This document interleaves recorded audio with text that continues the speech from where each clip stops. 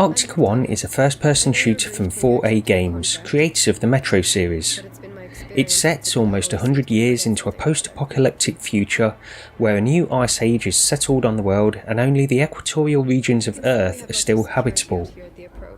Your job is to act as security for a colony and protect its valuable resources from various human and non-human enemies. When you look at the screenshots for Arktika.1, it's difficult not to be impressed. But we all know that visuals in a VR HMD can often look quite different from high-definition 2D images shown on screen. Without supersampling, for me, Arktika.1 suffers from this just as much as other games such as Robinson the Journey and Project Cars. The graphics of Arktika.1 are impressive, don't get me wrong. The attention to detail, lighting and overall appearance of the game looks incredible within the Rift. But at the same time, it's hard not to be a little disappointed, since all of these incredible visuals are masked very slightly by a veneer of blurring and pixelation. This is something most of us are used to in VR, but it does remove that crucial part of immersion during certain parts of the game. Adjusting the graphical settings to high or extreme can alleviate this effect slightly, but there is obviously a significant performance hit for doing this. Playing through the tutorial and the first mission of this game on extreme was an enjoyable experience nonetheless.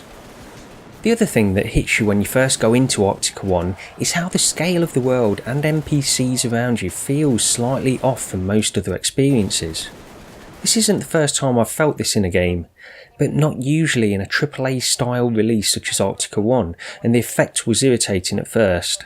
Not only does the world and the objects and people that inhabit it feel slightly larger than they should, but you as the player also have a distinct sensation of floating above the ground. This again can affect immersion and put a slight downer on the overall experience. Arktika.1 uses a node-based teleportation method to navigate your way through the world. This is one of the main points of contention for a lot of VR gamers, as standard teleportation or even free roam locomotion is the preferred method for a lot of people. I'll always take free roam as a preference in most games, but I have to say that I didn't really mind in the least when games like Wilson's Heart opted for node-based movement, and I really enjoyed my time in that game. Arktika.1 definitely feels as if it has been designed around this node-based system from the beginning.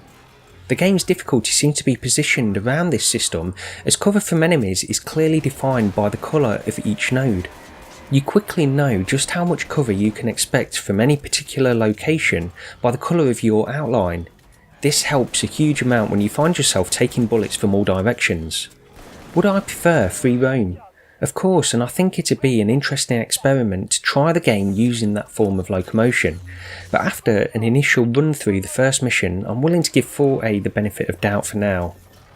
Overall, I wouldn't say the graphics, scale problems or locomotion method of Arktika.1 have concerned me quite so much as I've read they have others. I think I'll be able to get past some of these things and still enjoy the game for the most part. But they are problems nonetheless, and each one contributes to a slightly disappointing experience overall. After an initial playthrough of the tutorial and first mission, Arktika.1 by no means feels to be a bad game. The gunplay feels great and the enemies have a weight behind them which feels right when you land a shot.